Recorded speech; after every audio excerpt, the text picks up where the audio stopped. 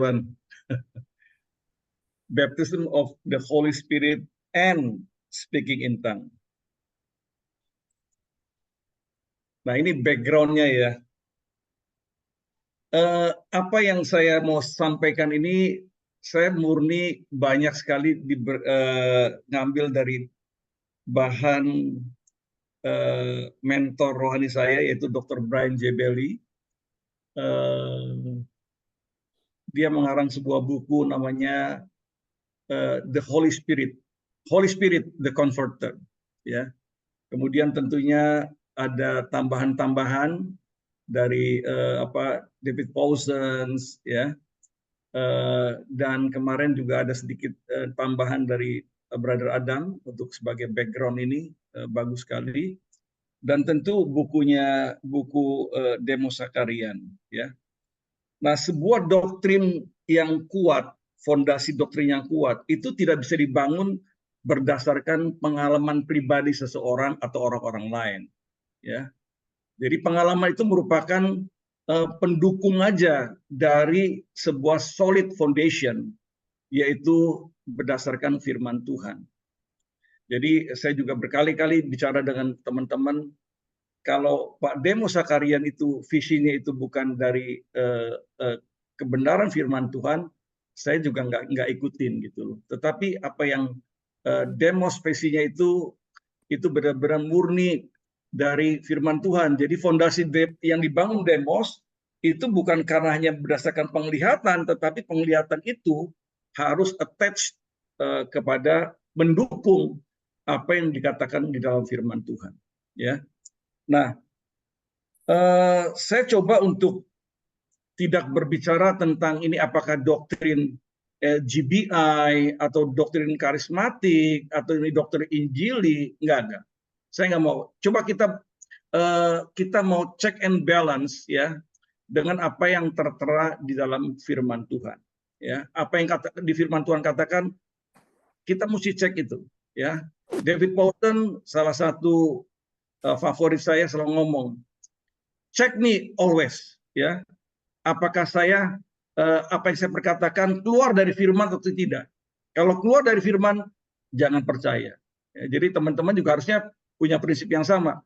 Kalau itu bukan dari firman, jangan percaya.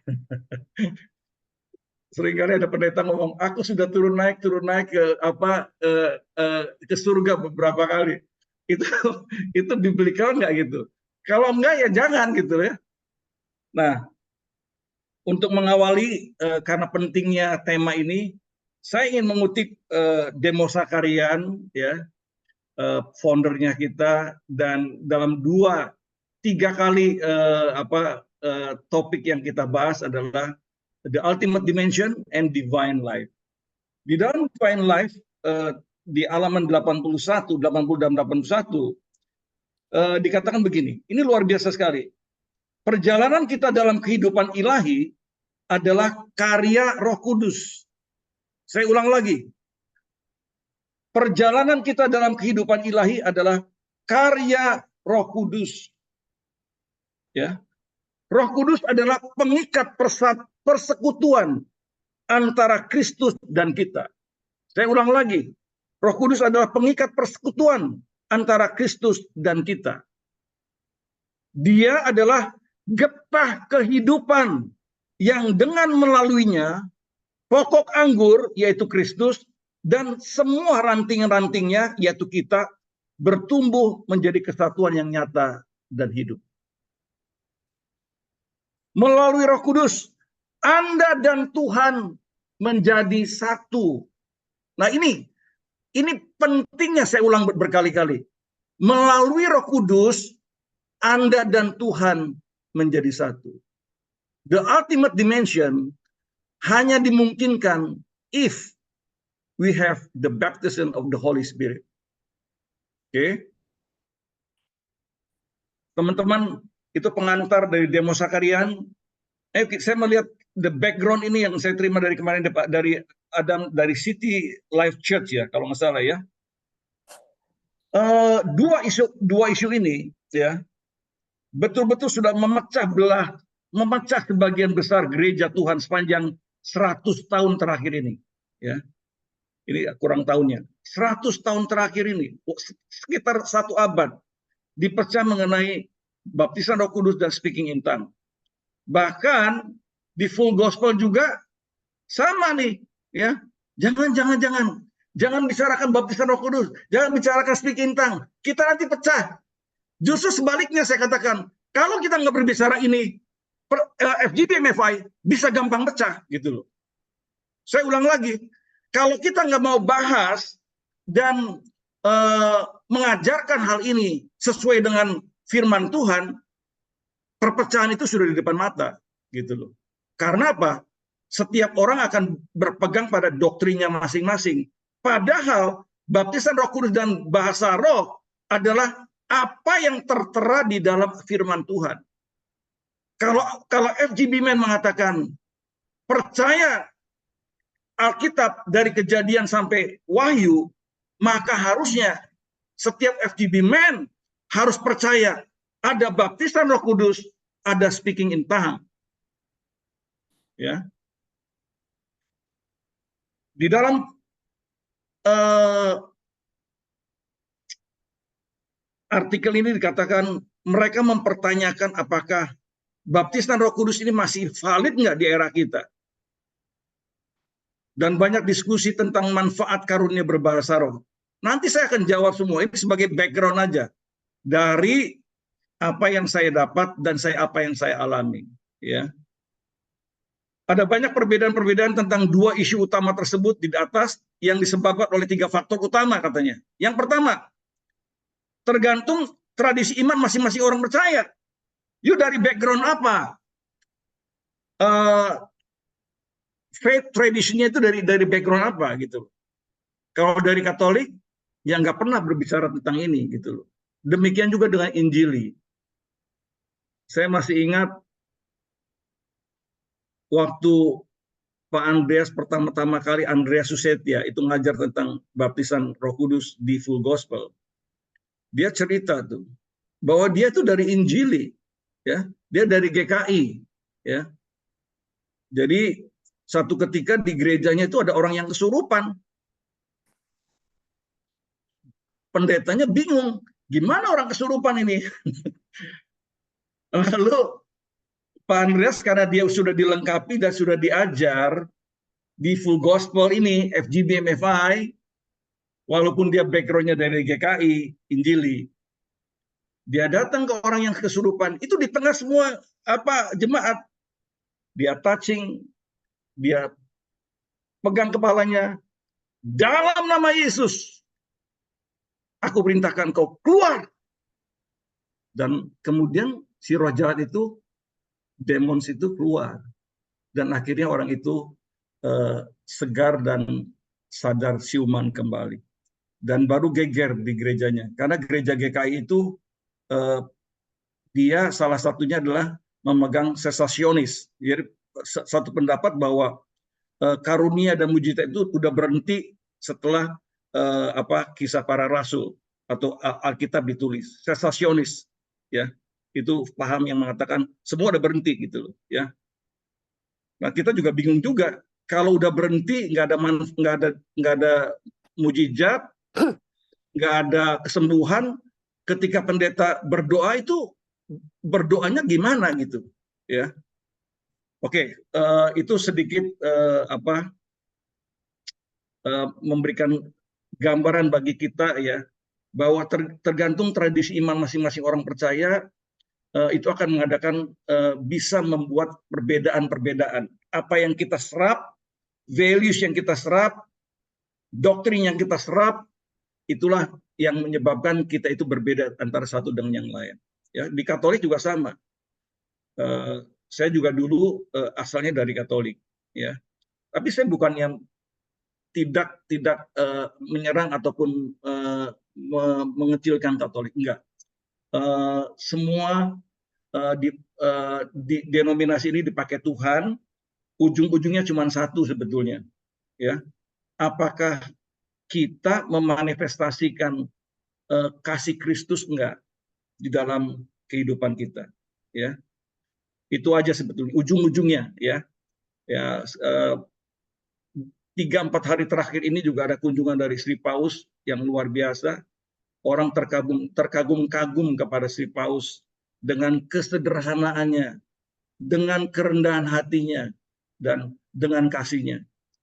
Kalau orang-orang hanya kagum sampai kepada Sri Paus aja, itu akan stuck, akan nggak berarti kepada kekristenan. Harusnya Sri Paus itu harus menjadi sebuah vehicle orang untuk melihat bahwa ini loh manifestasi orang Kristen yang benar itu ada seperti Sri Paus ini. Nah, itu baru kemudian kekristenan akan berdampak luar biasa. Bayangkan kalau Sri Paus aja sudah punya karakter yang begitu luar biasa, betapa hebatnya Yesus kita gitu. Betapa hebatnya Yesus kita. Allah yang menjelma menjadi manusia jauh lebih bermakna dan berarti, ya, meninggalkan tahtanya untuk kita. Yang kedua, perbedaan-perbedaan itu muncul dari tradisi iman masing-masing menginterpretasikan Alkitab akan berpengaruh bagaimana seorang mengaplikasikan firman Tuhan. Ya. Jadi yang pertama adalah tradisinya, lalu bagaimana menginterpretasikan Alkitab dari tradisi tadi, dari tradisi iman tadi. Ya. GKI punya cara tersendiri dengan menginterpretasikan Alkitab. Katolik demikian. Pantekosta, GBI juga punya cara sendiri. Ya. Nah, apapun cara dan menginterpretasikannya dan itu masuk di dalam kalbunya kita, itu akan menentukan kita itu dalam berperilaku dan punya groundnya di mana dasarnya kita, gitu ya. Dan yang ketiga adalah tergantung pengalaman pribadi di masa lalu seseorang, apakah akan memperkuat atau melemahkan apa yang seseorang percayai benarnya tentang doktrin ini. Ya, jadi bagi saya pribadi, baptisan Roh Kudus dan speaking in tongue banyak sekali mendorong pertumbuhan rohani saya ketika saya pertama kali mengalami baptisan Roh Kudus dan speaking in tongue. Ya, ini beberapa tahun yang silam, tahun 2000-an gitu ya. Ketika dari saya Katolik kemudian bertemu dengan seorang hamba Tuhan, lalu dia membaptis saya secara selam, ya, dengan tidak melakukan penenggelaman gitu ya. Dia baptisnya malah dari jauh, sekitar 3 meter. Aku berdoa dalam nama Tuhan Yesus. Aku membaptis engkau dalam nama Yesus. Saya langsung masuk ke air, kemudian bangkit kembali. Dan setelah baptisan air, kemudian kita berpakaian. Nah, di atas ada doa penyembahan. Saat itulah saya pertama kali menerima baptisan Roh Kudus dengan tanda awal berbahasa roh. Itu tahun 1995-1996. Ya.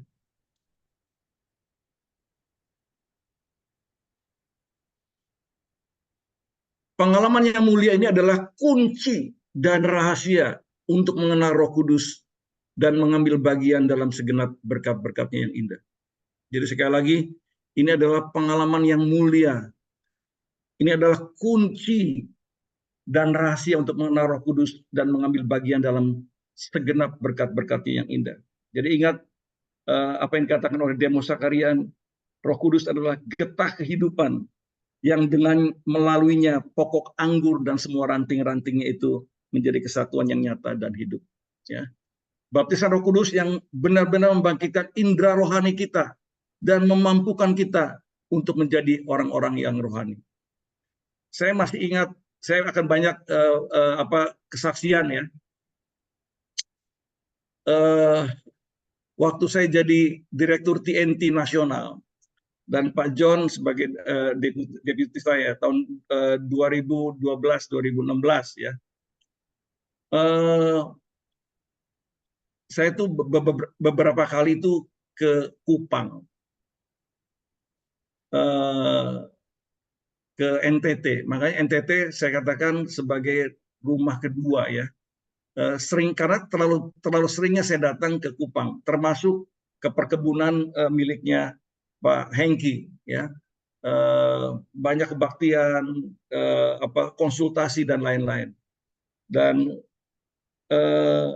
waktu itu ada pengajaran TNT dan saya membawakan baptisan Roh Kudus. Di belakang itu ketika saya mau menyampaikan,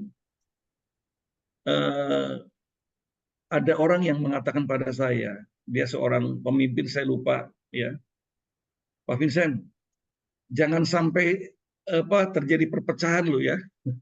Ini ini semuanya ini Katolik semua loh, 90% nih. Jangan sampai ada perpecahan ya, karena mereka itu nggak ngerti nih baptisan Roh Kudus dan juga apalagi speaking in tongue.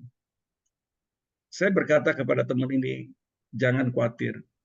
Coba kita lihat, ya, apa yang mau saya sampaikan adalah sepenuhnya dari firman Tuhan, bukan dari pengalaman pribadi dan kemudian membuat sebuah doktrin. Enggak, yang saya sampaikan adalah dari firman Tuhan.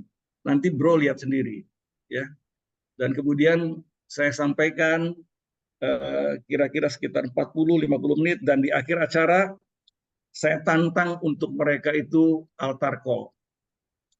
Altar call. Dan kira-kira hampir 80% maju ke depan.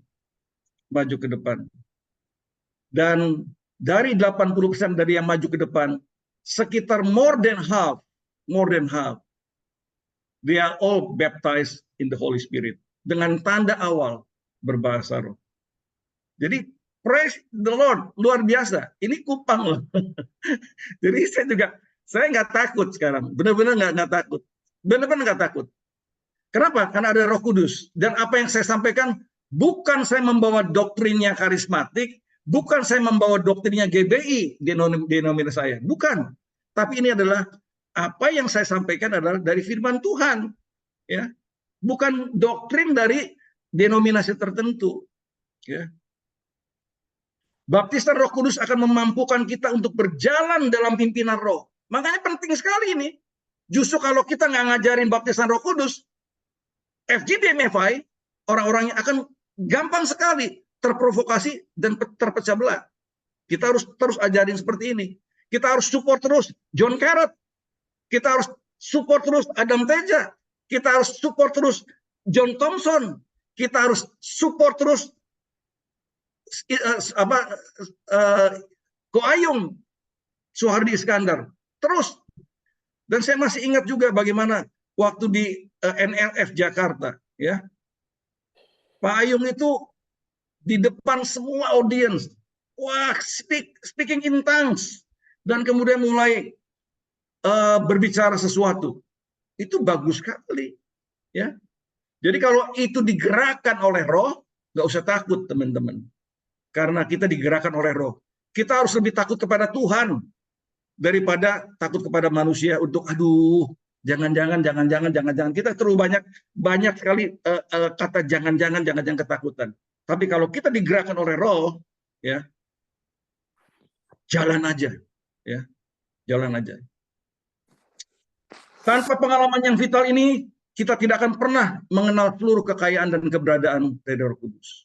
Ya, ini apa yang saya sharingkan adalah saya ambil dari bukunya Dr. Brian J. Bailey, ya, dia adalah mentor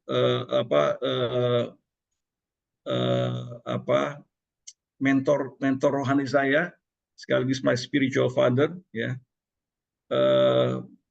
Saya ingat sekali beberapa bulan sebelum beliau meninggal, itu melalui Pastor Paul Karam, dia mengatakan panggil Vincent ke Waverly.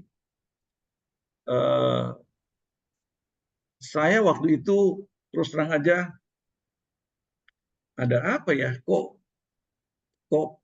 kita panggil Opo Bailey, kok pengen ketemu ya. Dan ada satu kesakitan waktu itu saya karena jatuh, tangan saya itu nggak bisa ngangkat ke atas, ya. Tapi saya tahu persis kalau beliau itu memanggil, pasti ada satu hal yang sangat penting. Jadi dengan pengobatan ya berusaha sedapat mungkin untuk bisa sembuh supaya jangan terlalu sakit, saya akan akhirnya pergi ke Amerika dan bertemu dengan luar biasa.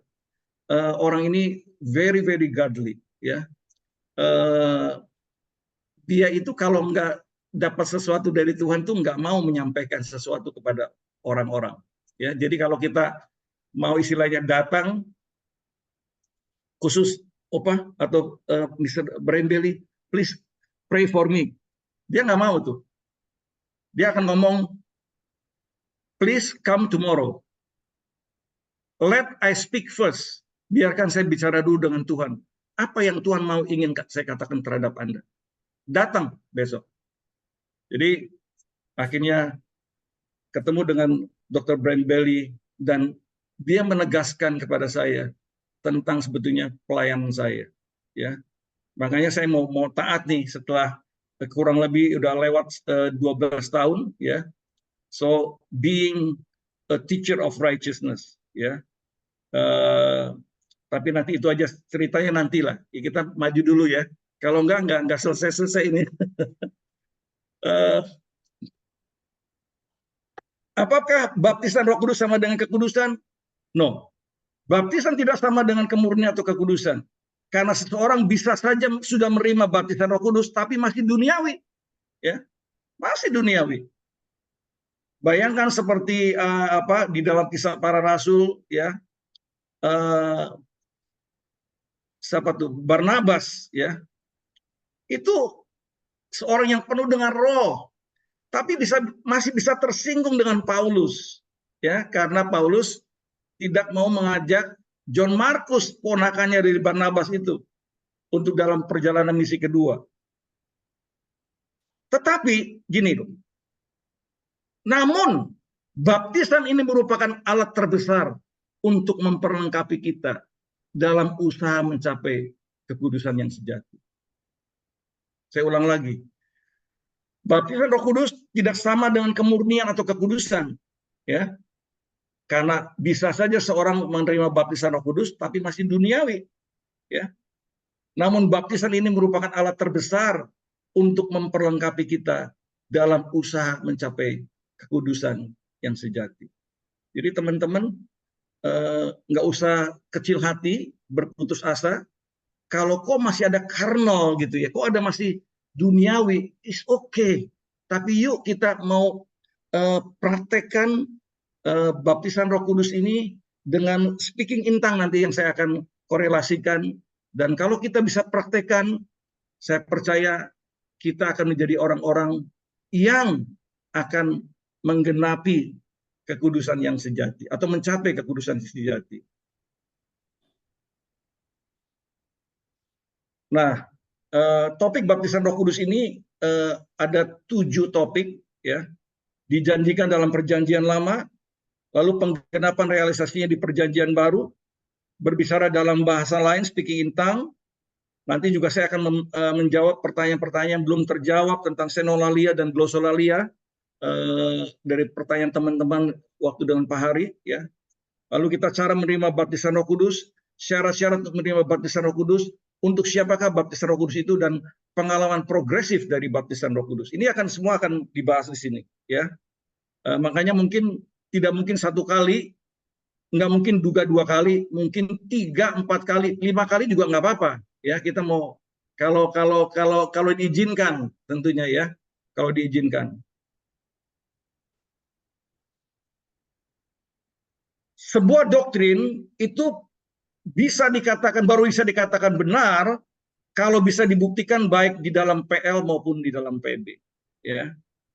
Contoh yang paling jelas, ya, kelahiran Yesus Kristus itu sudah dinubuatkan oleh Yesaya 700-800 sebelum kelahiran Yesus, ya, dari perawan Maria, ya, itu exact sekali gitu loh ya. Apa yang sudah di touch di dalam Perjanjian Lama, kemudian digenapi di dalam Perjanjian Baru, itulah sah gitu ya. valid, ya. Nah, bukti nyata bahwa baptisan Roh Kudus merupakan karunia Roh, karunia Tuhan dapat dilihat dalam Yesaya 28 ayat 11 dan 12. Ya.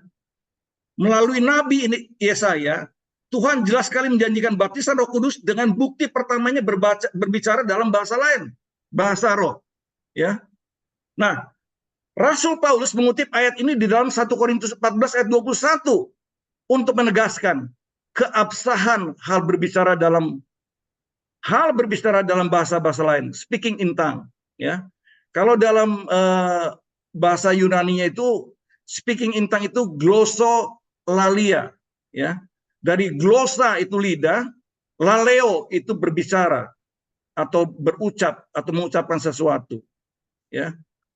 Kalau seno itu senus itu adalah bahasa asing, ya. Nanti kita akan sampai ke sana, ya. Jadi berbahasa bahasa roh, bahasa yang unknown language, ya, bahasa yang tidak dikenal, itu bahasa asing, itu adalah senolalia. Nanti kita dapatkan di dalam Kisah Para Rasul 2 ayat 4 sampai 8 nanti, ya.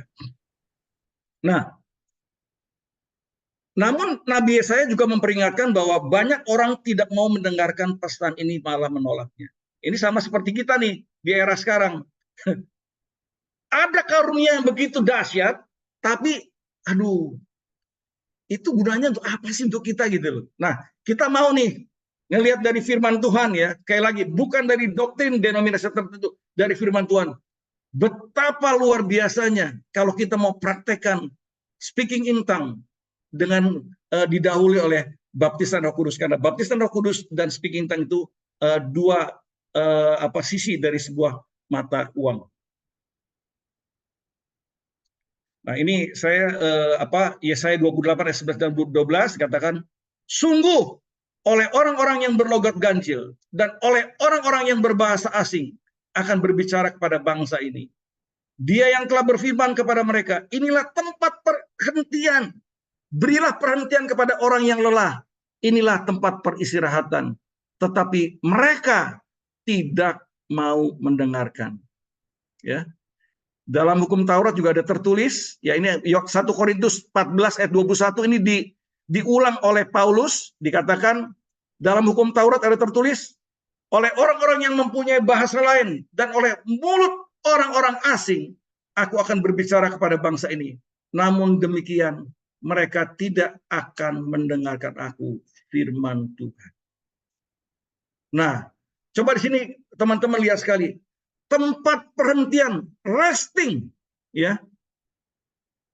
Terus terang aja, kalau saya dalam keadaan gundah gulana, ya teman-teman, salah satu hal yang bisa menenteramkan adalah speaking in tongues. Benar, resting betul-betul. Praktekkan gitu, ya. Nanti kita bukan hanya resting, tetapi ada banyak kegunaan dari berbahasa roh, ya. Nanti kita akan sampai sana. Oke. Ini Yesaya, ya, bahasa Inggrisnya ini King James. For by people of strange lips and with a foreign tongue, the Lord will speak to these people, to whom he has said, this is rest, give rest to the weary, and this is repose. Yet they would not hear. Yet they would not hear. Jadi teman-teman, kalau ada orang-orang yang mengatakan, gua nggak mau dengar, ya itu udah dibahas oleh Yesaya, nggak apa-apa, it's okay. Ya udah ngomong nih, teman-teman, mereka akan dengar, ya. Kita akan dikatain ini orang-orang aneh nih full gospel, nggak apa-apa, karena firman Tuhan juga udah mengatakan seperti itu. Tapi nanti lihat kegunaannya. Nah, ketika saya berbicara kepada teman-teman di NTT Kupang, saya lihat juga kegunaannya apa gitu loh. Ya, setelah saya jelaskan kegunaannya, apa sih ruginya? Yuk menerima baptisan Roh Kudus dan menggunakan speaking in tongue. Yuk akan mendapatkan banyak sekali manfaatnya. So what? Gitu loh. Nah,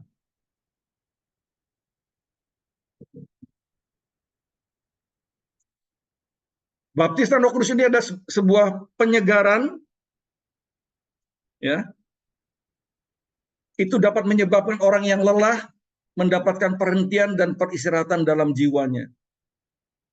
Hopefully setelah sesi ini dan kita praktekkan speaking in tongue, semua yang lagi pusing-pusing dapat curing medicine, ya, betul-betul. Ternyata curing medicine itu di speaking in tongue tuh. Pak Irwan, Bro Adam, ini curing medicine-nya ternyata speaking in tongue. Nah, itu memampukan orang percaya untuk mengungkapkan dalam bahasa lain dan memperoleh kelepasan daripadanya. Namun banyak orang percaya menolak penyembuhan yang dahsyat yang telah Allah sediakan bagi jiwa mereka. Ya, nggak apa-apa. Kita mau belajar di sini nanti dan kita harus support terus John Carrot yang continue speaking in tongue, tapi ya itu banyak yang menolak gitu loh. Di full gospel juga sama, banyak yang menolak ini, ya. Enggak, kita harus nyatakan terus, lanjut terus, ya.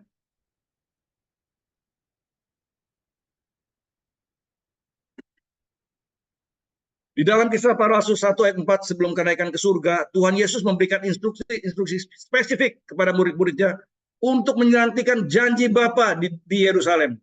Apakah janji Bapa itu? Yesaya 44 ayat 3. Ini diulang lagi oleh Petrus di dalam Kisah Para Rasul 2 ayat 33 dan 39. Juga lihat Joel 2 ayat 28. Teman-teman, saya sengaja banyak ayat di sini supaya Anda baca dan saya baca.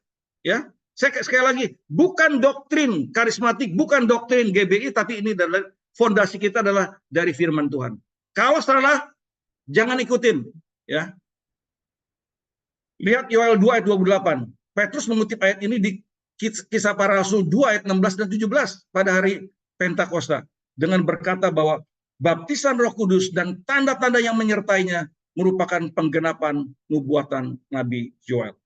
Ya, kita memiliki peneguhan yang memadai bahwa baptisan Roh Kudus dijanjikan dalam Perjanjian Lama dan bahwa janji ini pertama-tama dinyatakan pada hari Pentakosta.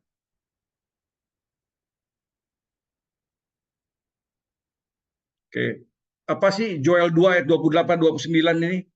Ya. Kemudian daripada itu akan terjadi bahwa aku akan mencurahkan rohku ke atas semua manusia. Maka anak-anakmu laki-laki dan perempuan akan bernubuat, orang-orang yang tua akan mendapat mimpi, teruna-terunamu akan mendapat penglihatan-penglihatan. Juga ke atas hambamu, laki-laki dan perempuan, akan kucurahkan rohku pada hari-hari itu. Demos Zakarian adalah salah satu orang yang mendapat vision ini. Ya, jadi kalau paham sesasionis bahwa mujizat sudah berhenti ketika Kitab Para Rasul sudah ditulis atau Alkitab ditulis, itu kalau menurut saya nggak tepat, ya. Ya, kita bisa berbeda pendapat, tapi kalau menurut saya that is wrong, gitu ya. Kalau kita mau tetap di full gospel dan mempercayai Demos Zakarian, kita juga harus mempercayai Joel 2 ayat 28 29 dan bagian-bagian lain Alkitab yang ditulis tentang adanya nubuat, mendapat mimpi, dapat penglihatan-penglihatan, ya. Kita percaya itu. Nah, digenapi di realisasinya di dalam Perjanjian Baru. Di dalam Perjanjian Baru ada sebuah janji yang diberikan via Yohanes Pembaptis tentang pelayanan Tuhan Yesus sebagai pembaptis manusia di dalam Roh Kudus, baptisan Roh Kudus. Di Matius 3 ayat 11, ya. Aku membaptis engkau dengan air, tapi Dia yang kemudian datang daripadaku. Dia akan membaptis kamu dengan Roh Kudus. Yesus membaptis kamu dengan Roh Kudus, ya. Setelah kebangkitannya, Yesus mendeklarasikan dalam Markus 16 ayat 17, tanda-tanda ini menyertai orang yang percaya dan mereka akan berbicara dalam bahasa-bahasa baru. Glossolalia, ya. Glosa itu lidah. Laleo, lalea adalah berbicara. Mereka akan berbicara bahasa roh, bahasa lidah. Setelah percaya, kita patut dipenuhi dengan Roh Kudus dan kemudian berbicara dalam bahasa roh secara teratur. Jadi kalau Opa Pausen itu mengatakan, saya juga sudah pernah bicara ini dengan di ANZ, tapi mungkin lupa. Tapi ada 4 steps, ada 4 langkah menuju kesempurnaan ataupun masuk ke dalam kerajaan Allah. Ya, yang pertama adalah bertobat. Yang kedua, percaya kepada Yesus, faith in Christ. Yang ketiga, baptisan air, water baptism. Dan yang keempat adalah baptisan Roh Kudus. Ya, 4 step itu. Ya, dan Opa Pausen mengatakan, saya baru sadar sepenuh-sepenuhnya setelah saya mempelajari 17 tahun, saya bisa mengatakan inilah 4 langkah yang benar dalam kehidupan kekristenan yang benar. Ya, kita mesti belajar kalau kita mau diajar nih teman-teman. Saya juga masih belajar terus, sorry ya. Nanti kalau ada pertanyaan nggak bisa jawab, saya akan tanya juga nanti. Baik itu ke Pastor Paul Keram yang masih hidup, karena nggak bisa tanya ke Opa Belly, karena dia udah bersama dengan Bapa di surga. Mungkin juga akan diskusi dengan John Carrot, ya, atau mungkin dengan Ko Ayung, atau dengan John Thompson, dengan Brother Adam, dengan Pak Erwan. Pokoknya orang-orang yang mau maju di dalam spiritualitas, ya. Dikatakan sini karena setelah percaya kita patut dipenuhi dengan Roh Kudus dan kemudian berbicara dalam bahasa roh secara teratur. Ini adalah sesuatu yang Tuhan sediakan bagi setiap orang percaya. Karena itu menolaknya berarti mengurangi porsi yang telah Allah rancangkan dan maksudkan bagi hidup kita.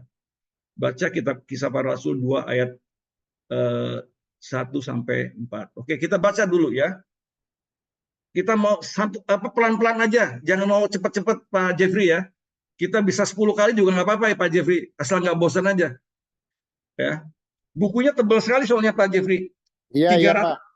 Ini bukunya ini nih teman-teman, The Holy Spirit. Ya. Ketika tiba hari Pentakosta, semua orang percaya berkumpul di satu tempat. Tiba-tiba turunlah dari langit suatu bunyi seperti tiupan angin keras yang memenuhi, ya bukan memenuhi seluruh rumah di mana mereka duduk. Dan tampaklah kepada mereka lidah-lidah seperti nyala api yang bertebaran dan hingga pada mereka masing-masing.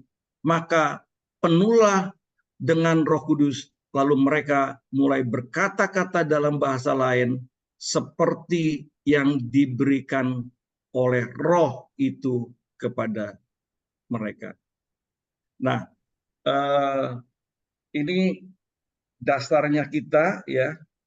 Jadi senolalia ini berbicara ya. Nah, saya ingin memberikan kesaksian bahwa pernah satu ketika saya lagi setelah mengalami baptisan Roh Kudus ini kemudian berbicara bahasa roh, saya banyak keliling ke daerah-daerah nih. Waduh, bergairah sekali gitu loh ya. Kalau ada yang kesurupan, biarin cepat kita bawa pelayanan gitu. Nah, satu ketika saya melayani seorang teman di Puri Indah. Teman ini punya kepahitan gitu ya, kepahitan dengan istrinya ya, dan itu dipendam luar biasa gitu ya. Nah, kita datang ke situ sebagai satu tim dengan sebuah hamba Tuhan dari sebuah gereja yang kecil di Bekasi. Nah, lalu dalam aroma penyembahan, pujian penyembahan, ada satu yang berbahasa roh, ya, dan kemudian diinterpretasikan oleh gembala itu, ya. Intinya gini, dia bilang, akulah Tuhan, bertobatlah kamu. Wah, itu si teman yang kepahitan dengan istrinya langsung nangis terguguran. Nangis terguguran. Dan setelah itu benar-benar dia dipulihkan dengan istrinya. Nggak ada lagi kepahitan. Jadi teman-teman, ini luar biasa sekali ya. Kegunaannya itu luar biasa sekali ya. Ini kalau dari Opa Belly sih waduh kesaksiannya banyak sekali itu ya. bagaimana dia itu sebagai asisten seorang pastor di Perancis, ya. Kemudian dia melihat gembalanya itu, melihat ada seseorang yang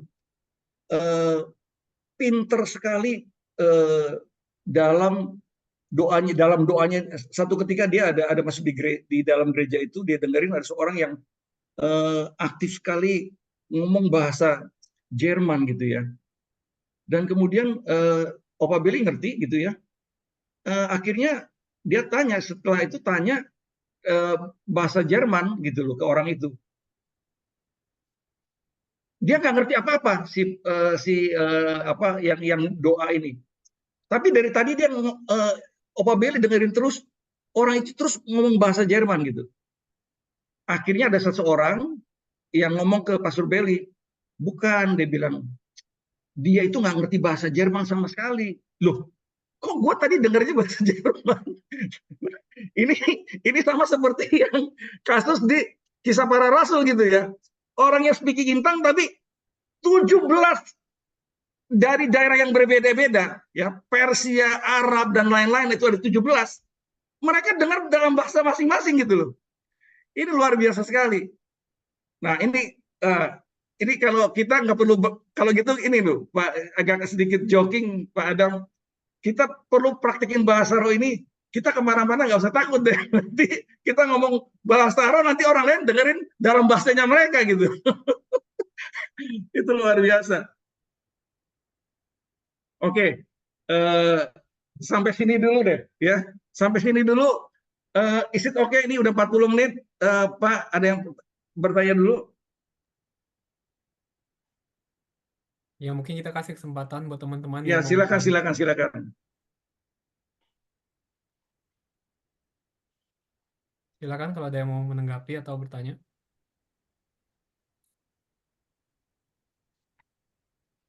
Untuk apa yang tadi seperti Pak Vincent cerita, saya juga pernah dengar kesaksian Pak Vincent. Jadi ada seorang ibu-ibu lagi doa di rumah, terus di rumah di bawah ada orang bertamu datang. Nah ibu ini berdoa dalam bahasa roh gitu. Terus tiba-tiba bapak ini bilang, "Oh, ibunya bisa bahasa Arab ya?" Dia bilang. "Wah, oh nggak bisa. Loh, ini dia lagi ngomong bahasa Arab," dia bilang di atas itu. Nah, itu dia. Iya, saya juga pernah dengar cerita kesaksian seperti itu.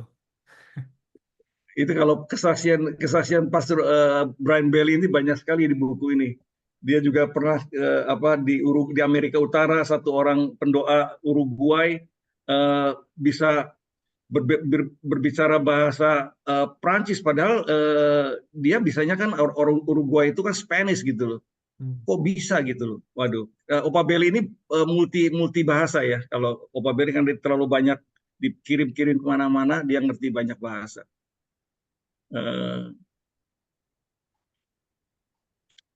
Ini Kisah Para Rasul 2 ayat 1 dan 4, kemudian Kisah Para Rasul 2 ayat 8. Bagaimana mungkin kita masing-masing mendengar mereka berkata-kata dalam bahasa kita sendiri, yaitu bahasa yang kita pakai di negeri asal kita. Ini luar biasa sekali ya. Jadi dan bahasa ini nggak ada kursusnya ya. Seperti yang Roh Kudus itu berikan kepada kita. Tapi kita mesti praktis loh ya. Kalau enggak ya itu aja yang bahasanya nggak maju-maju, sama seperti bahasa lain. Coba teman-teman bayangkan kalau bayi bahasanya kan terbatas sekali. Kalau bayi bahasanya terbatas, kalau udah umur 20 bahasanya seperti bahasa bayi, kita betapa kecewanya. Nah, kita juga harus melatih bahasa roh kita ya. Oke. Oke. Nah, ini setelah ini saya stop dulu ya. Bukti pertama dari baptisan Roh Kudus. Bagaimana memastikan bahwa seorang telah dibaptis Roh Kudus? Kita harus memastikannya dengan apa yang terjadi dalam Alkitab. Sekali lagi, kita harus memastikannya dengan apa yang terjadi dalam Alkitab. Jawabannya adalah mereka mulai berkata-kata dalam bahasa roh. Tapi saya ingin mengatakan bahwa bahasa roh bukan satu-satunya yang menyertai seseorang ketika seorang mengalami baptisan Roh Kudus. Bisa dengan nubuatan, ada firman-Nya. Tapi selalu itu ada bahasa rohnya. Bisa dengan nubuatan, bisa juga dengan penglihatan. Ya. Kalau kita dibaptis tandanya itu basah, maka baptisan Roh Kudus itu harus ada yang didengar dan yang dilihat. Ya, nanti kita baca ya di Kitab Para Rasul 2 ayat 33. Juga dilihat di Kitab Para Rasul 2 ayat 4, juga di Kitab Para Rasul 10 ayat 44 dan 46.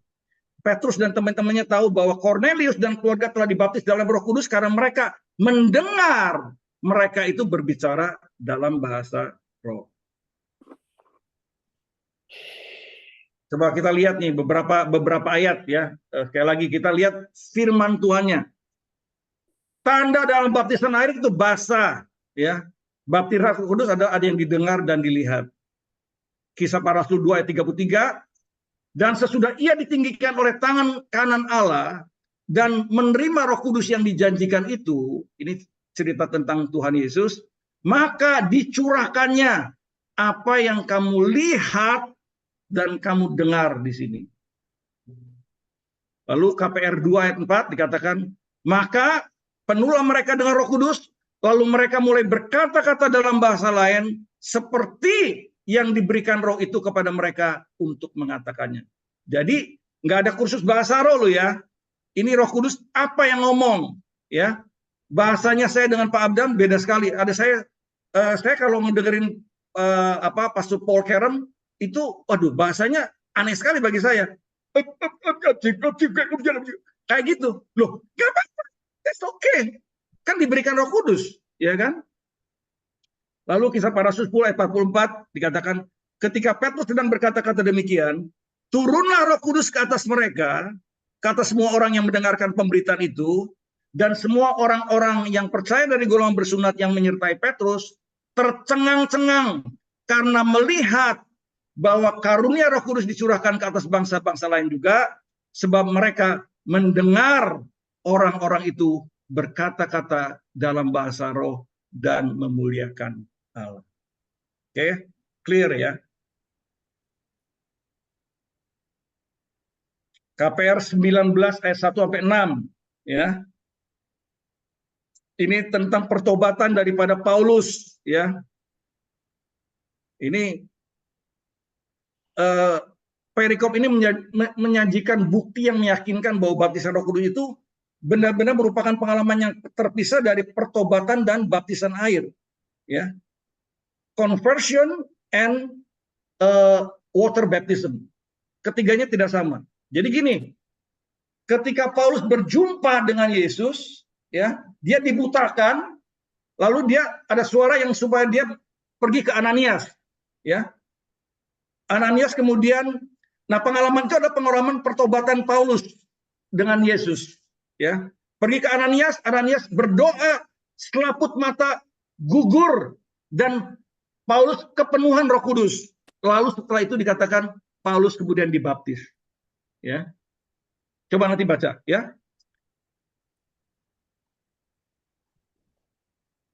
Oh sorry KPR 9. Tadi saya bicara KPR 9 ini di Cornelius ya. Sorry ini Cornelius. Sorry ya teman-teman.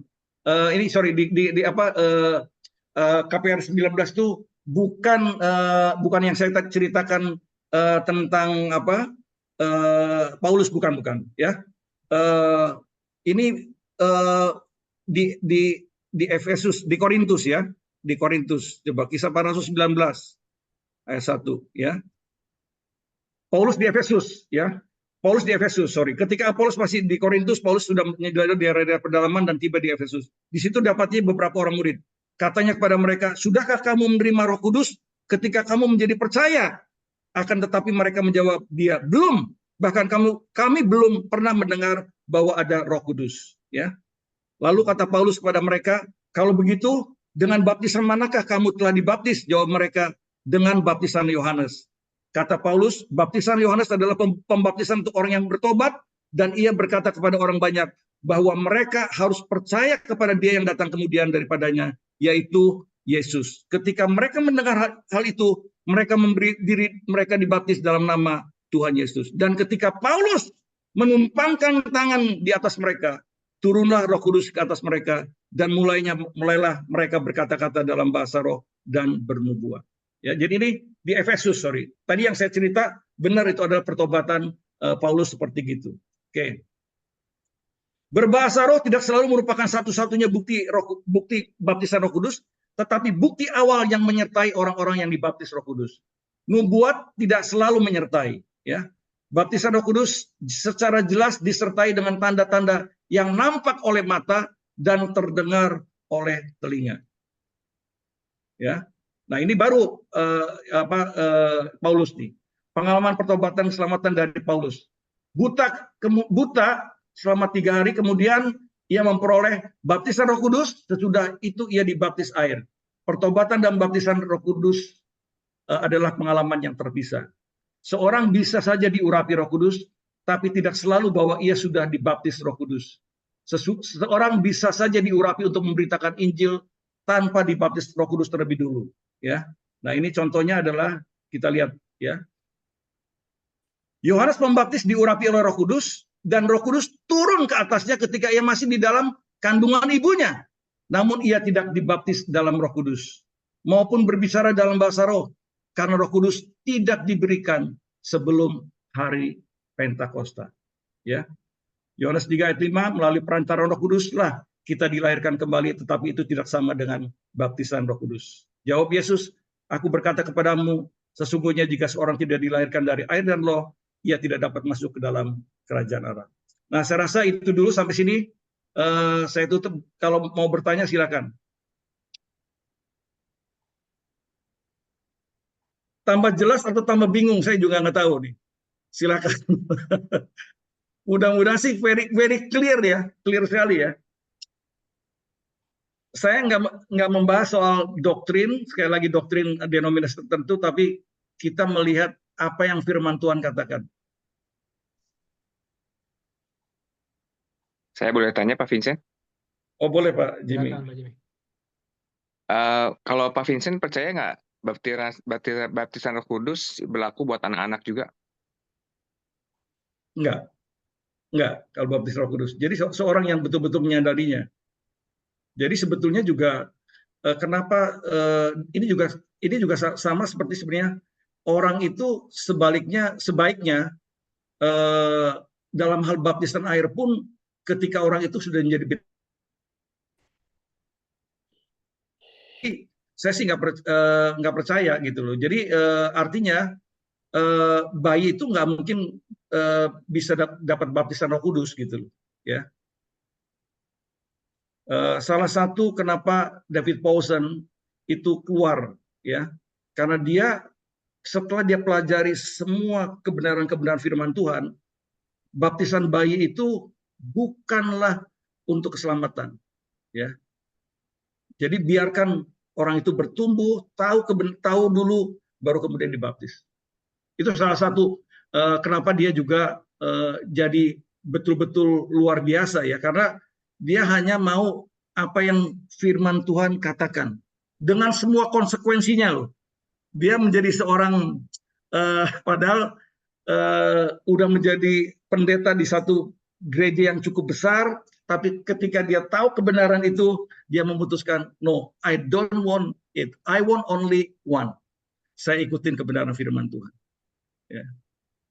Itu Pak Jimmy. Izin Pak. Oke, thank you Pak Vincent. Ya. Izin Pak, perkenalkan diri dulu. Saya pendatang baru. Oh silakan Pak. Saya Jen Tripoli. Saya dapat ini dari Pak Alfred Pak. Senang sekali. Maaf terlambat, saya pikir jam 6:30 waktu Makassar ya. Ternyata 5:30 ya. Salah jam saya. Ya, silakan Pak. Mengenai baptisan Roh Kudus Pak. Kalau saya ini Pak orangnya malah 2 kali baptis saya. Oh. Jadi dulu saya kan dari gereja Protestan gitu kan, yang di Manado, Gemim. Yeah. Terus ya itu juga. Roh Kudus bentuk saya sehingga saya merasa saya belum puas lah. Tapi intinya itu kan pengakuan iman Pak ya. Kalau menurut saya baptisan Roh Kudus itu yang utama adalah dari hati kita gitu. Karena kan yang bisa melihat hati kitanya Tuhan gitu kan ya. Karena ada orang juga di selam juga, tetapi dia tidak mengakui Tuhan sebagai Tuhan dan Juru Selamatnya dengan sungguh-sungguh, sehingga ya iblis bisa pakai dia dan dia jadi murtad. Tapi kalau memang Ya, orang itu sungguh-sungguh, menurut saya pasti dia akan ya menerima Roh Kudus itu, Pak. Cuma yang Tuhan ajarkan ya, ke saya, Pak, begini, Pak. Saat seseorang percaya itu kan kita dikasih benih ya, benih Roh Kudus ya. Saya kan kebetulan dari gereja Protestan ya, dari Gemim hmm, gitu kan ya. Saya dulu belum tahu, saya merasa rugi gitu kan ya. Tapi ya mungkin ada rencana Tuhan gitu kan ya. Saya lahir di gereja-gereja seperti itu kan. Tapi sekarang saya paham gitu kan ya. Jadi level rohani itu ternyata ada kalau di Alkitab itu ada 6, Pak. Itu paling bawah itu adalah kita menerima lahir baru itu benih Roh Kudus, kemudian tumbuh jadi bayi. Nah, bayi itu baru level 2 itu sudah mulai berbahasa roh gitu kan ya. Kemudian ketiga itu anak anak, keempat itu dewasa, kelima itu sahabat, keenam itu hamba. Jadi sebelum kita sampai ke level yang tertinggi itu, kita tidak ada yang sempurna karena eh, iblis itu kan juga dulu adalah roh Allah ya, yang menentang sama Bapa. Jadi yang paling penting itu kan adalah ketaatan kita sama Tuhan. Tapi maksudnya berbahasa roh itu memang wajib karena kita harus bertumbuh ke level yang tertinggi diinginkan oleh Bapa di surga atau Tuhan Yesus gitu kan ya. Nah, banyak ya, sekarang orang Kristen itu kan dia cuma di level masih syukur kalau udah baik. Kemungkinan bayi lah itu kan ya. Karena mereka kan belum berbahasa roh gitu kan ya. Berarti kan yang harus kita dorong itu kan mereka itu banyak baca Alkitab. Karena seperti tubuh jasmani membutuhkan makanan, manusia rohani kita itu, benih Roh Kudus itu juga kan membutuhkan Alkitab gitu kan ya. Sehingga hmm, bertumbuh. Nanti ketika sudah bertumbuh kan, pasti kita akan nyari sendiri. Seperti saya kan nggak tahu itu bahasa roh itu wajib atau bagaimana gitu kan ya. Tapi ketika roh saya sudah bertumbuh, saya baca Alkitab dari tahun 2002 sampai sekarang itu, puji Tuhan, akhirnya saya ya diberkati juga dengan karunia bahasa roh itu gitu kan ya. Memang yes, sangat membantu sekali karena ketika saya berbahasa roh itu saya jadi berapi-api gitu kan ya. Dulu saya malas-malas, tapi setelah berbahasa roh itu jadi, waduh, saya pernah uh, awal-awal saya mengalami bahasa roh itu, saya mungkin satu malam cuma tidur 2 jam atau 1 jam itu saya baca Alkitab terus dari pagi sampai malam, sampai pagi lagi. Itu memang luar biasa. Saya pingin lagi seperti itu gitu kan ya, cuma ya mungkin setelah berjalan itu kalau kayak berkurang ini. Saya mengalami itu tahun 2010 kalau tidak salah itu. 2008, ya, maaf 2008. Berbahasa roh itu. Jadi intinya bahasa roh itu penting seperti kata Bapak itu. Saya sangat setuju sekali dan sesuai dengan apa kata Alkitab. Jadi semua orang Kristen itu yes, wajib, karena yes, orang yang sudah pasti selamat itu pasti sudah bahasa roh. Tapi ya harus lihat dari buahnya kan. Kalau orang ya, itu kata bahasa roh, tetapi buahnya itu nggak hidup suci, nah itu kayaknya bukan bukan dari Tuhan, itu bukan Roh Kudus. Nah, setan juga kan bisa tiru bahasa roh itu. Bahkan dia juga bisa bikin mujizat.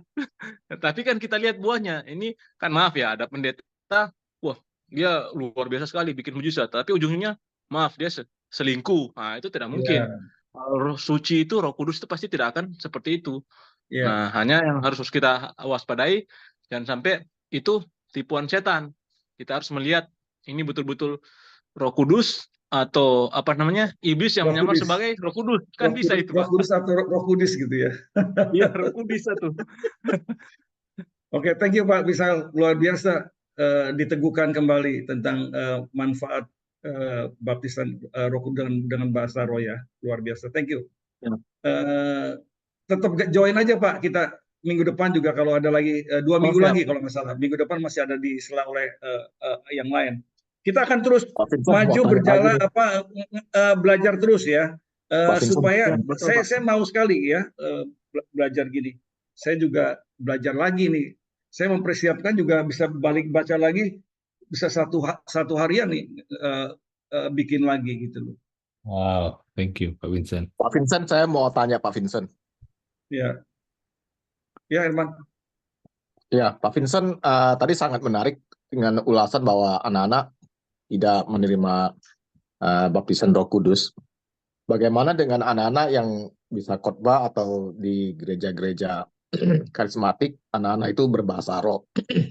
Apakah Ya, itu cuma anak-anak ini usia berapa mesti tahu juga. Kalau mereka sudah ngerti baca, ngerti secara secara akal budinya itu sudah bisa nangkap sesuatu dan bisa mengerti, mungkin usia 9 sampai ke atas gitu mungkin bisa ya.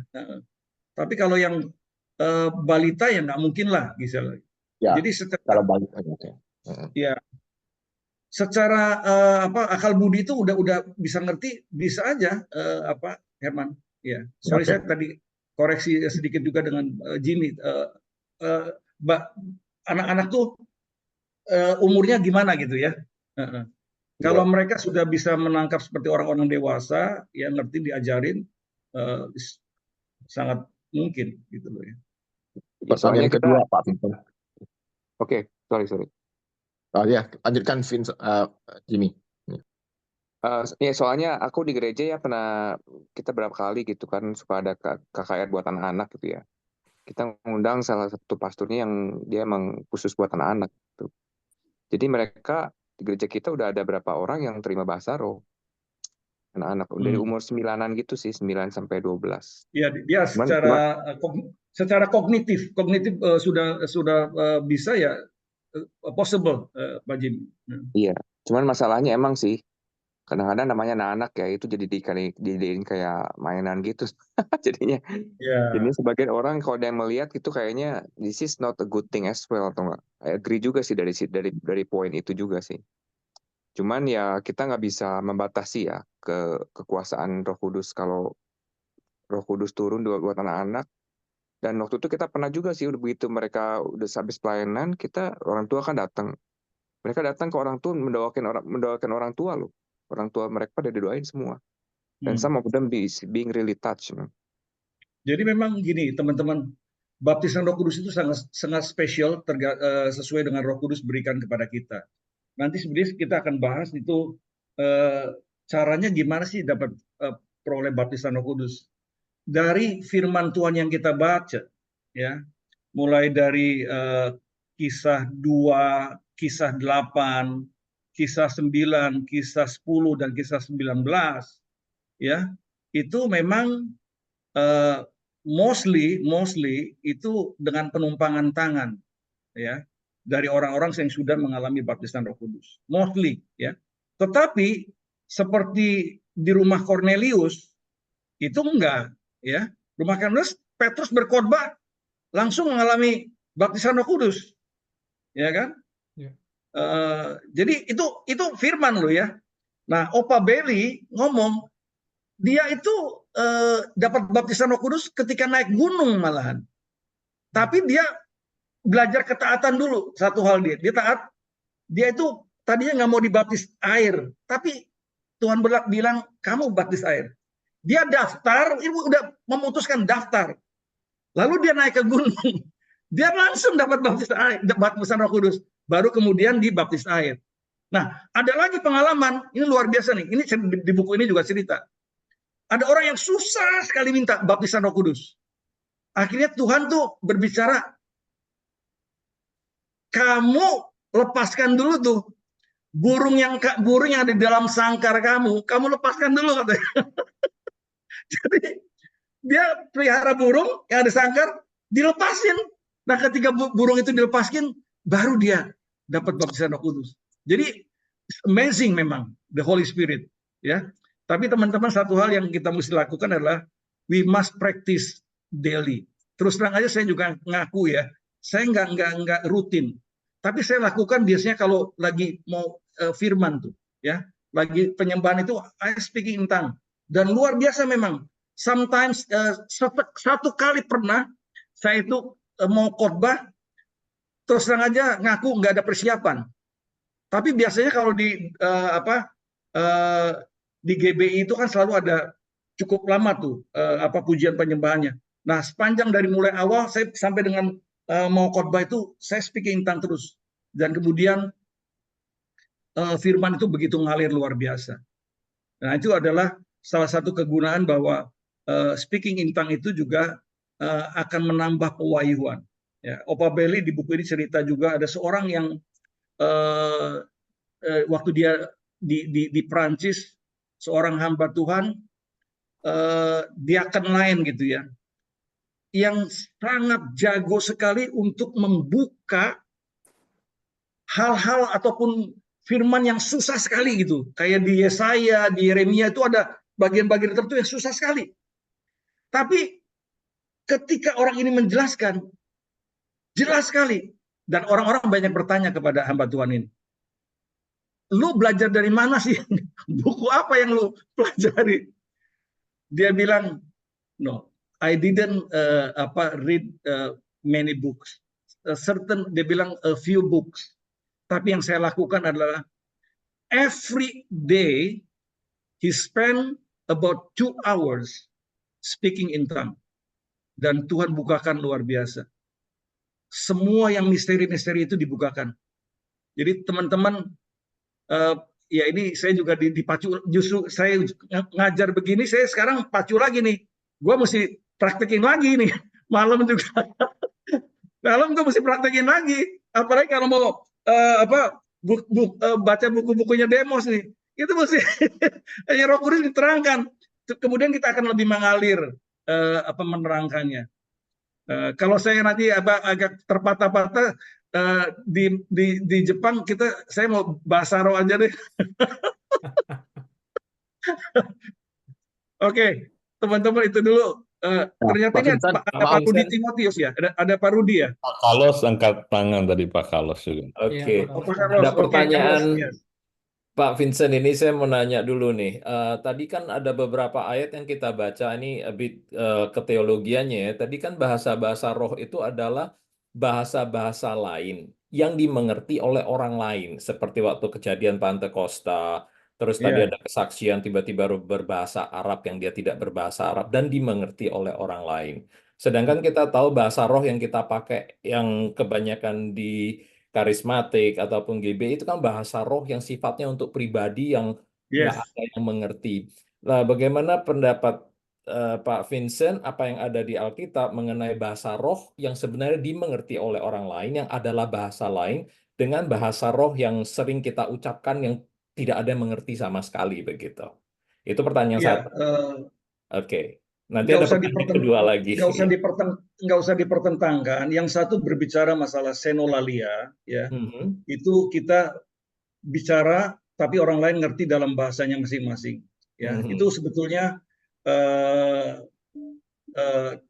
bahasa roh yang pertama kali kita, itu adalah berbicara tentang bahasa roh yang bisa dimengerti oleh orang-orang lain. Nah, kemudian yang kedua yang kita bisa praktekkan, nggak usah bisa dimengerti oleh orang lain, yang untuk membangun manusia roh kita, membangun manusia roh kita. Seperti di dalam 1 Korintus 14, ya. Kita diminta untuk mempraktekkan bahasa roh ini. Nah, Paulus, salah satu rahasia terbesar Paulus bisa menangani semua penderitaan dan berapi-api keberanian yang luar biasa. Salah satunya adalah karena dia every day berbahasa roh. Kita tahunya dari mana? 1 Korintus 14 ayat 19. Jangan melarang seorang pun berbahasa roh, ya. Dia itu itu salah satu kunci kenapa dia juga dapat pewahyuan yang luar biasa. Itu setelah di Kisah Para Rasul 9 kan tadi bertemu dengan Ananias, kemudian selaput matanya gugur, dia dapat kepenuhan Roh Kudus dan kemudian setelah itu dia dibaptis. Jadi menurut saya Bro Carlos itu nggak usah dipertentangkan, ya. Tetapi karunia roh itu kita mesti praktis, ya. Dan saat-saat tertentu itu dipergunakan di saat-saat tertentu dan orang lain akan mengerti dalam bahasa masing-masing. Tadi seperti saya jelaskan ada beberapa contoh, ya, ada seseorang yang bisa dia itu terus ngomong, ya, bisa dalam bahasa yang bisa dimengerti, ya, tapi orang itu sendiri sebetulnya nggak ngerti bahasa. Seperti contohnya tadi, dia sebetulnya nggak ngerti bahasa Jerman, Tapi waktu dia ngomong bahasa roh, ya, yang kedengaran oleh Opa Bailey, kok si hamba Tuhan ini kok pinter bahasa Jerman. Setelah selesai dia ngomong lagi. Dia ngomong bertanya, lu belajar bahasa Jerman di mana? Gua nggak ngerti bahasa Jerman. Jadi Pak Vincent mau tanya lagi nih. iya. Tadi kan ada pembahasan waktu Paulus mengulurkan tangan, istilahnya apa? Menumpangin tangan, ya, sehingga ada kepenuhan Roh Kudus. Nah, pertanyaan saya itu, Dimas kan salah satu orang yang dekat dengan Paulus, ya. Tapi pada akhirnya Dimas disebut pengkhianat gitu di dalam surat Paulusnya. Dimas meninggalkan dunia. Ya, nah apakah orang yang implikasinya itu, apakah orang yang sudah dibaptis dalam Roh Kudus bisa juga murtad dalam implikasi seperti ini, seperti Dimas gitu? Iya. Di situ aku sih percaya Dimas itu mungkin murid-murid yang di Kisah Para Rasul juga, yang waktu Petrus mendoakan Roh Kudus turun ke ini, salah satunya mungkin juga Dimas gitu kan, cuma kan nggak disebut siapa yang murid-murid yang itu bisa bisa ya bisa tidak ya, Herman ya. Kalau itu dikatakan adalah Demas salah satu termasuk orang yang ada di kelompok yang tadi didoakan, itu jawabannya adalah iya. Jadi orang bisa aja sudah bisa berbahasa roh tapi bisa duniawi. Kan saya udah ngomong tadi ya, sebetulnya di awal bahwa bahasa baptisan Roh Kudus ini tidak sama dengan kekudusan gitu ya. Bisa aja orang sudah baptisan Roh Kudus masih hidupnya itu nggak kudus. Bisa, sangat bisa. Ternyata memang seperti Demas kan dia meninggalkan dan masuk ke dalam dunia lah, secara duniawi gitu ya. Alkitab di dalam Timotius ya kalau nggak salah ya, Demas. Nah, contoh-contoh di dalam gereja-gereja karismatik juga ada kan, sebuah gereja yang besar di Surabaya gitu ya, yang hamba Tuhannya juga praktekkan kayak gini, tapi kemudian akhirnya terlibat dalam pelecehan seksual kepada jemaatnya sendiri. Ya, itu dari gereja karismatik yang hamba Tuhannya ngajarin juga baptisan Roh Kudus. Ya. Tadi Pak Misael juga ngomong kan, ya Pak Misael ya betul ya. Betul, Misael. Ya. Gendri. Panggilannya Misael atau siapa Pak? Gendri Poli saja Pak. Luar biasa. Ya. Oke. Kalau menurut saya sih bisa itu Pak, kan tergantung tujuannya. Kita itu kan, kalau tujuannya kita ingin pribadi Tuhan Yesus, pasti kita akan menjaga kesucian hidup. Tapi kalau kita tujuannya ingin mendapat karunia, dapat kuasa, atau maaf ya sifatnya duniawi, harta ya, berarti kita bisa meninggalkan Tuhan. Nah, yang Tuhan pernah ajarkan Pak, saya belajar, ini mungkin agak sulit dimengerti. Kalau kita baca Kejadian 1 ayat 1 sampai 3 itu kan bahwa yang menciptakan dunia kan Tritunggal. Ayat 1 itu kan, Kejadian 1 ayat 1 kan Allah. Ayat 2 itu kan, 1 ayat 2 itu roh Allah. Ayat 3 itu kan firman. Nah, jadi yang Tuhan Yesus pernah ajarkan sama saya bahwa Allah itu kan Allah Bapa, itu sumber segala kehidupan. Itu punya anak 2 yang disebut gelar bintang timur. Bintang timur itu yang pertama itu adalah Putra Fajar, Yesaya 14 ayat 12. Nah, Putra Fajar ini dia menjadi iblis karena dia ingin mengkudeta Allah Bapa. Kemudian yang kedua, anak yang kedua adalah bintang timur, yang kedua adalah Melkisedek, yang kita kenal dengan Tuhan Yesus Kristus. Jadi Melkisedek ternyata itu Tuhan Yesus di zaman Perjanjian Lama, dan khusus mereka ini, malaikat yang 2 anak Allah ini, Melkisedek dan bintang Fajar ini, Putra Fajar ini, mereka bisa memiliki tubuh seperti manusia karena mereka adalah awalnya Tritunggal. Nah, tetapi ketika di Perjanjian Baru, karena Putra Fajar jadi iblis, urutan daripada Tritunggal berubah. Bapa, Firman, dan Roh Kudus. Kita lah nanti akan menggantikan posisinya si Putra Fajar ini. Hanya kita dilatih dulu di dunia ini supaya ketaatan. Paling utama itu taat. Kalau tidak taat, siapapun dia pasti berubah. dari bintang terang menjadi bintang kegelapan. Makanya di kitab Wahyu diajarkan bahwa ada sepertiga bintang itu akan jatuh diseret oleh si iblis atau naga. Dengan apa? Dia mengumpankan dengan kuasa, kemudian dengan kekayaan atau kemakmuran lah. Jadi kalau kita fokusnya bukan pribadi Tuhan Yesus, pasti jatuh. Hati-hati, bisa tidak Thank you. selamat. Thank you, Pak Itu aja, Michael. Pak, Oke. saya sharing. Yang Tuhan ajarkan Thank you, sama thank you. saya. Ini udah jam 6:04, mau terus atau? Iya, kita udah overtime ya. Berarti minggu Oke. depan kita bakal sambung lagi ya. Oke. Minggu depan ada Pak Jeffrey nyambung lagi atau gimana, Enggak, Pak minggu Jeffrey? depan kolaborasi dengan itu Full Gospel Aussie. Oke, Pak. jadi di apa lewat 1 Next. minggu ya? Iya, iya betul. Oke, kita Ya, pokoknya saya kita tutup, maju Pak. terus lah. Kita maju terus, oke? Iya. Maju terus whenever, oke?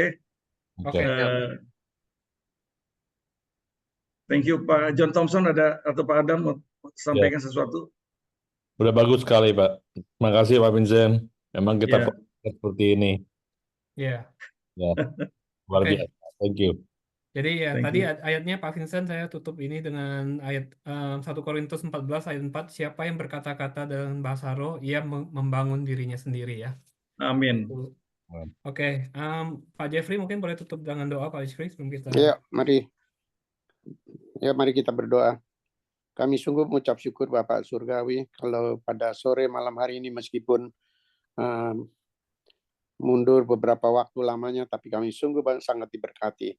Kiranya kami boleh terus belajar, terutama pada hamba-Mu ini, berikanlah hikmat marifat kepadanya, berkati dia sehingga pelayanannya Pak Vincent ini terus boleh memberkati lebih banyak orang dan nama Tuhan dipermuliakan.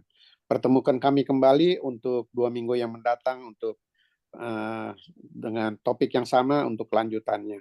Biarlah Tuhan mempersiapkan Pak hamba-Mu Pak Vincent dengan luar biasa. Terpujilah nama-Mu Bapak, di dalam nama Yesus kami sudah menyerahkan fellowship kami pada sore malam hari ini. Haleluya. Amin. Amin. Thank you, thank you. Ya, Pak Ada Pak Jeffrey. Rudi Timothy ya, Pastor Timothy ya. Thank you Pak Vincent. Pak Rudi Timothy.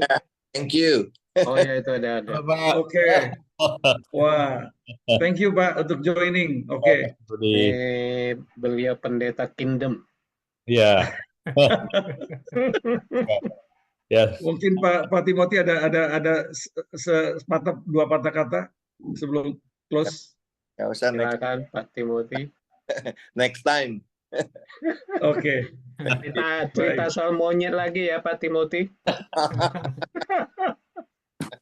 Pak Timothy ini akan melayani Tomang Chapter tanggal 17 September. Oke. Ya. Dan juga akan melayani Neo tanggal 20.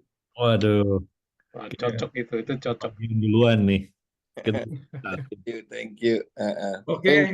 Thank you teman-teman. Thank you. Terima kasih semua. God bless. Pak Rudi, Pak Herman. Bye. Thank you Pak Vincent. Thank you everyone. Semua. Halo Sandi, Andi. Pak Yus, Yes. terus semuanya ya Pak Yung, Adam. Pak John. Yes.